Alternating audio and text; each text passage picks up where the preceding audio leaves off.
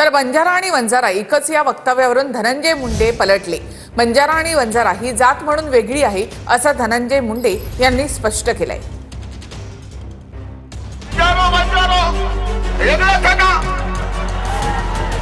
बंजारा आणि वंजारा एकच आहेत या वक्तव्यावरून धनंजय मुंडे पलटले आहेत।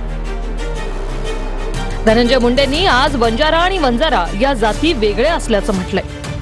आज या बंजारा समाजाला तेलंगणात एसटी आहे, राजस्थानात एसटी आहे। कालकुटे साहेब आम्ही सुद्धा एसटीच आहे तिकडं।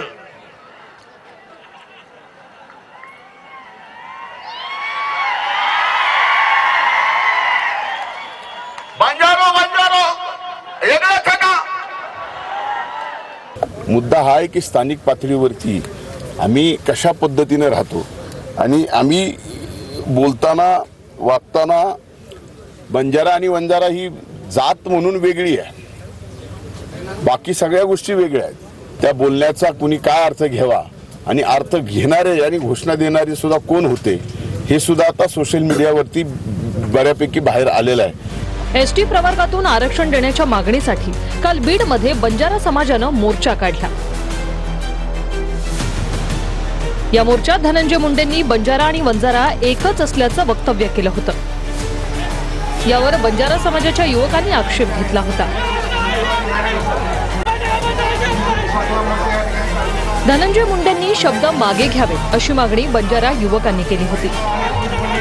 बंजारा समाज आणि वंजारा हे एकत्र आहे असं म्हणणं चुकीचं ठरेल। आरक्षणामध्ये वंजारा आणि बंजारा एक नाहीये, कारण की आरक्षणाची जी मूळ मागणी आहे की आदिवासी म्हणजे ट्रायबल एसटी आरक्षणाचा लाभ बंजारा समाजाला देण्यात यावा। वंजारी समाज हा वेगळ्या प्रवर्गात आहे, बंजारी समाज हा वेगळ्या प्रवर्गात आहे, पण एक वेगळं वळण लावण्याचं काम या ठिकाणी मुंडे साहेबांनी केलेलं आहे। बंजारा आणि वंजारा हे वेगवेगळे असल्याचं बंजारा धर्मगुरू कबीरदास महाराज यांनी म्हटलंय। बंजारी आणि वंजारी एक कसा राहणार आहे मला सांगा बरं तुम्ही, कारण बंजारा समाजाची संस्कृती वेगळी आहे, खानपान वेगळा आहे, गावापासून तांडा वेगळा आहे, त्यांचं आजीबी जे काही आहे हे सगळ्या गोष्टी वेगळ्याच आहे। हे कसं म्हणता येईल आपल्याला, हे शक्य नाही ना। बंजारा आणि वंजारा एकच आहेत या धनंजय मुंडेंच्या वक्तव्यावर जरांगेंनी टोला लगावलाय। बंजारा समाज आता हुशार झालाय असं जरांगे म्हणाले।